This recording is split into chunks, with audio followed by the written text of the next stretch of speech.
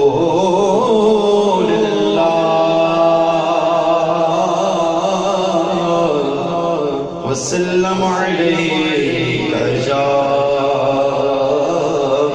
حبیب اللہ دکھوں نے جو تم کو گھیرا ہے تو درود پڑھو اور حاضری کی جو تمنا ہے تو درود پڑھو اور حاضری کی جو تمنا ہے تو درود پڑھو پھر مل کر پڑھیے صلی اللہ علیہ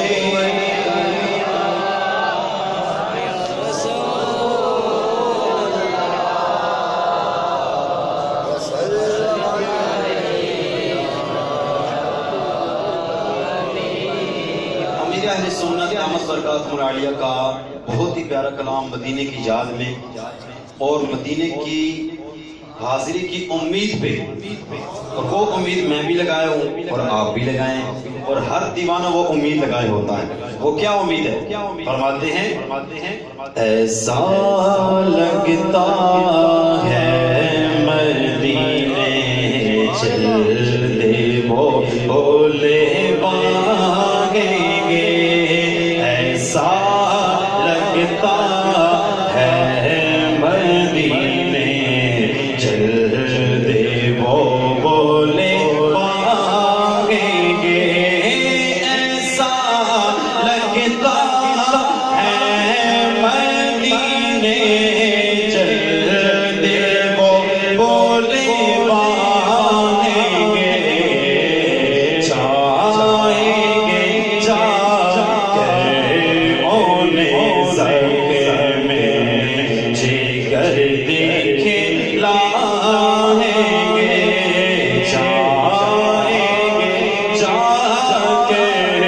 انہیں زخم میں جگر دیکھے لائیں گے، وہ اگر چاہیں گے تو ایسی نظر فرمائیں گے، وہ اگر چاہیں گے تو ایسی نظر فرمائیں گے، خوب روگے بچھاڑوں پر بچھاڑے کھائیں گے، موت اب تو بند خضرا کے سائے میں، کہیے آمین، سب کہیے آمین، ہاتھوں کو بلند کر کے کہیں موت اب تو بند خضرا کے سائے میں، مجھے مرنا ہے آقا گنبد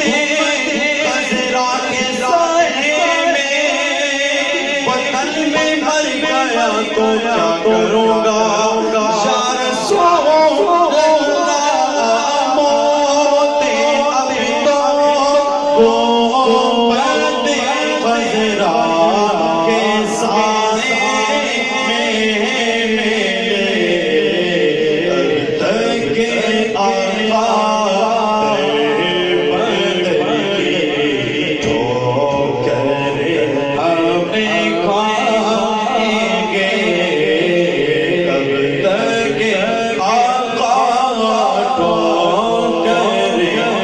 در بدر کی کھائیں گے، اور خلد کو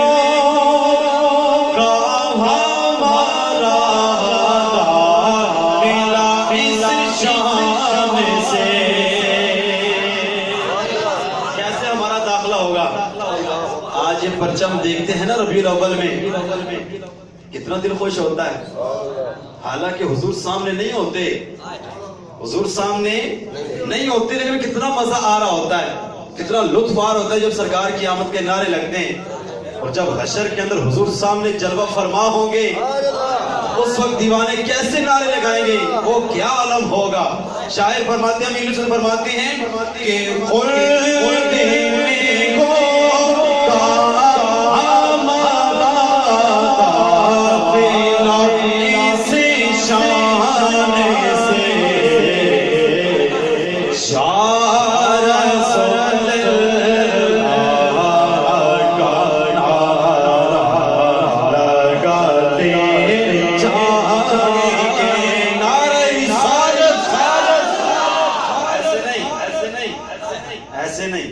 ہاتھوں کو نکالے نا تھوڑا سا, مسجد ویسے بھی گرم ہے,